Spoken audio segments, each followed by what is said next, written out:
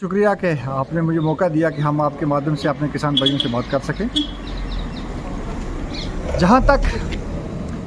Present scenario मौसमी हालात का ताल्लुक है, आप इस चीज़ से वाकिफ़ हैं कि डिपार्टमेंट ऑफ एग्रीकल्चर ने पिछले 3-4 सालों से कोशिश की थी कि रबी के दौरान वाटर लॉक्ड एरिया को छोड़ के कोई एरिया खाली ना रहे। जिस तरीके से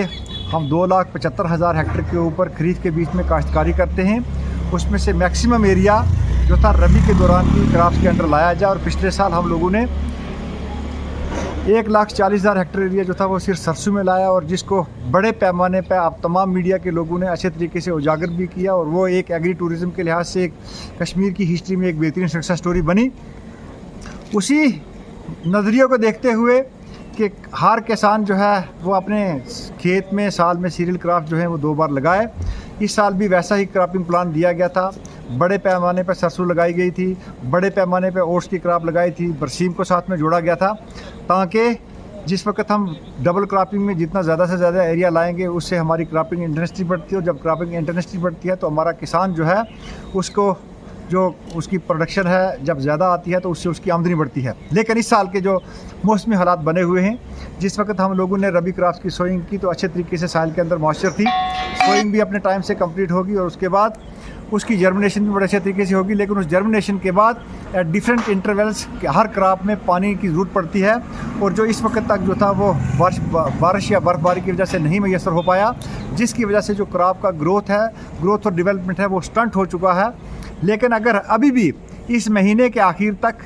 बर्फ़बारी या बारिश हो जाती है तो अल्टीमेटली वो क्रॉप जो है वो अपने ग्रोथ को रिगेन करेगा, और रबी क्रॉप पे शायद इतना डायरेक्ट इम्पैक्ट ना पड़े। लेकिन अगर मौसमी हालात वैसे ही लगातार कंटिन्यूटी में रहे तो खरीफ क्रॉप्स में जहाँ पे हम लोगों को 1,30,000 हेक्टेयर के ऊपर पैडी की क्रॉप की काश्तकारी की जाती है, 70,000 हेक्टेयर के ऊपर मक्की की काश्तकारी की जाती है, उसके बाद नेट जो है वो तकरीबन 45-46,000 हेक्टेयर एरिया जो है वो वेजिटेबल की काश्तकारी ली जाती है। और हम लोगों ने तो होलिस्टिक एग्रीकल्चर डेवलपमेंट में ये कोशिश की थी कि वेजिटेबल की क्रॉप्स को अंडर कंट्रोल कंडीशन साल में कम से कम 3 बार लगाया जाए, और जिसके लिए बहुत सारे प्रूफ ऑफ कंसेप्ट भी जो थे वो ऑलरेडी ऑन ग्राउंड इम्प्लीमेंट हुए थे। लेकिन खदशा ये है, खतरा इस चीज़ से हिलाक है कि अगर ये ड्राई स्पेल फरवरी के महीने में भी कंटिन्यू रहता है तो आने वाला जो खरीफ होगा वो एक सिचुएशन टफ हमारे लिए होगी। लेकिन उसके लिए भी हमने एक सप्लीमेंट्री प्लान इन प्लेस किया है कि जिन क्रॉप्स की वाटर रिक्वायरमेंट कम है उन्हीं क्रॉप्स के ऊपर जाएंगे, और इससे दूसरा क्या होगा कि तकरीबन 1 महीना हमारा जो खरीफ सीज़न है वो प्रीपोन्ड हो जाएगा। और उसके लिए भी जो इकदाम करने हैं डिपार्टमेंट ऑफ एग्रीकल्चर अपनी यूनिवर्सिटी के साथ मिलके 15 दिन की इंटरवल के ऊपर हम लोगों को किसानों के लिए एडवाइजरी भी इशू कर रहे हैं। जैसा कि अभी आप देख रहे हैं कि कहीं कहीं खेतों के बीच में आपको येलो फ्लावर नज़र आएंगे। हमने लोगों ने कहा कि इन चीज़ों को रोग आउट कीजिएगा, और लगातार डिपार्टमेंट ऑफ एग्रीकल्चर और यूनिवर्सिटी जो है वो इस चीज़ पर काम कर रही है कि ये जो प्रोलॉन्ग ड्राई स्पेल है इसके जो भी कोई नेगेटिव इम्पैक्ट आए जाएँ, कैसे इससे निपटा जाए, और फ्यूचर स्ट्रेटजी हम लोगों की क्या होगी, हम लगातार इस चीज़ पर काम कर रहे हैं।